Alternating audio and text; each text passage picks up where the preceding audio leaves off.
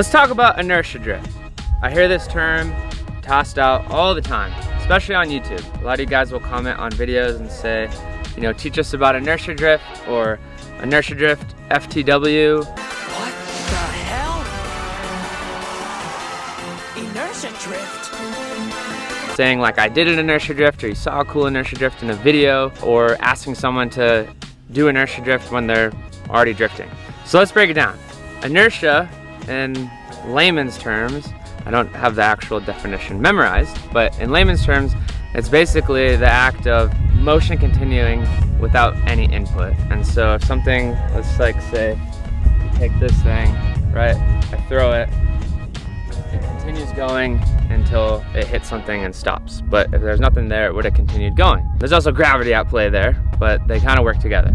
And so another thing I've seen is inertia drift can be interchangeable with like the Scandinavian flick or kamikaze drift, which is actually new for me. I did a little bit of research on all that before this video, and I hadn't heard that before.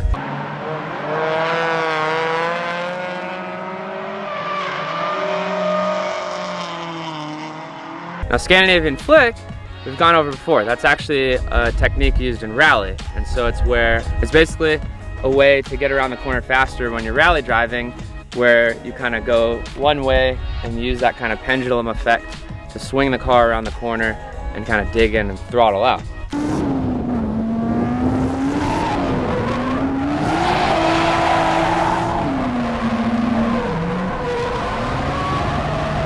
Now, drifting adopted it as a way to initiate a drift, and it's really kind of one of my favorites. It's also similar to like the feint entry, if you guys have heard that term. So let's say we're coming down this hill and we want to do a Scandinavian flick. We're gonna kind of set ourselves up center track, and then we're gonna kind of lean track left, let the car go out, kind of throttle out, push it, and then we're gonna use that kind of swing to like float us out towards the outer edge of the track. That's inertia drift, really, in my opinion, and why I kind of think inertia drift is somewhat of a myth. So let's take a toge, for example, which this is similar in a way. This has downhills, uphills, things like that. If we were to just power slide our way through this corner and not use any inertia to get to that next corner, we wouldn't actually be drifting at all, let alone inertia drifting. So when you come through this corner, you're gonna be powering through, and then you're gonna let off throttle and you're gonna flick the car and float it up to the next corner. You may even have to get on handbrake a little bit to kind of drag it out or slow yourself down. You just use inertia between those two corners because you're off throttle, you're not doing any input to accelerate or push the car, you're using gravity and inertia to float the car towards that next corner.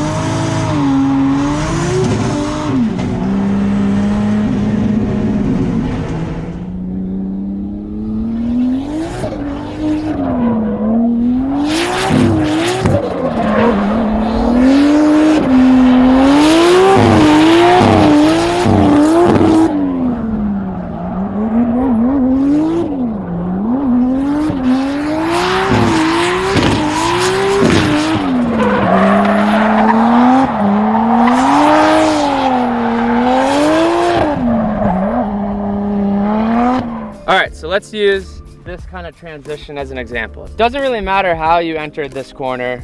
Let's assume that you're drifting now.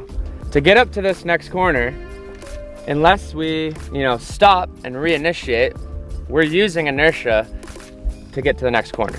So we're on throttle, maybe to like here, let's say, we're actually using that float and inertia of the car to transition and float ourselves up that way, and then getting back on throttle and drifting through that corner. So let's talk about inertia kind of mid-corner. So let's say we did a pretty hefty initiation on this corner. Let's talk about how inertia would kind of play a part.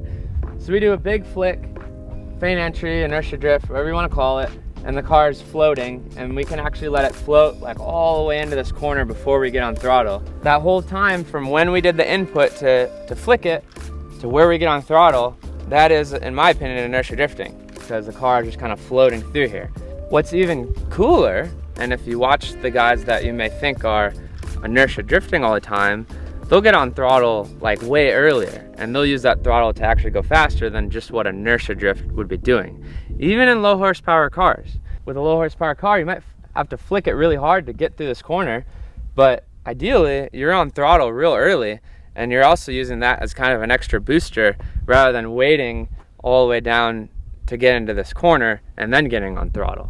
I think the biggest thing with inertia drift is that is really what differentiates between power sliding and drifting. So if you're power sliding, you probably did a power over, and then you're using throttle to just kind of, you know, push yourself through the corner, and then you're probably gonna straighten out and do that again on the next corner.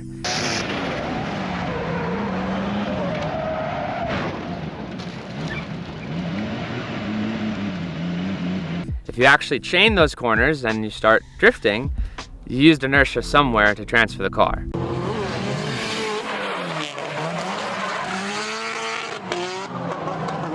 I would say even if you're doing an on throttle transition, which is really badass, and that's kind of when you start really carrying a lot of speed, there's still a point where inertia is playing a part.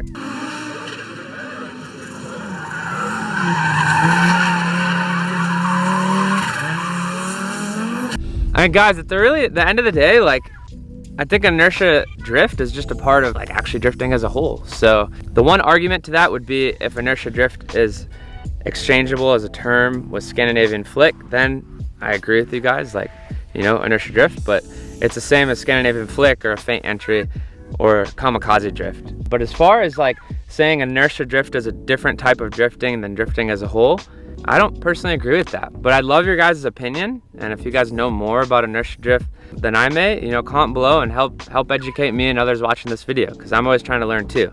But from what I can tell, and my experience in the sport and the research I've done, I think inertia is just literally drifting and part of drifting. It's somewhat of a myth. So let me know what you guys think. I'd love to hear your feedback. Obviously everything in this is my opinion, backed by some research and experience, but I don't know it all. So guys, hit that subscribe button, check out all their other videos, and let us know what you want us to address next and talk about next. All right, we'll see you guys in a couple days. Peace. Fact busted. Myth busted. Can we say that? Is that copyrighted? It might be.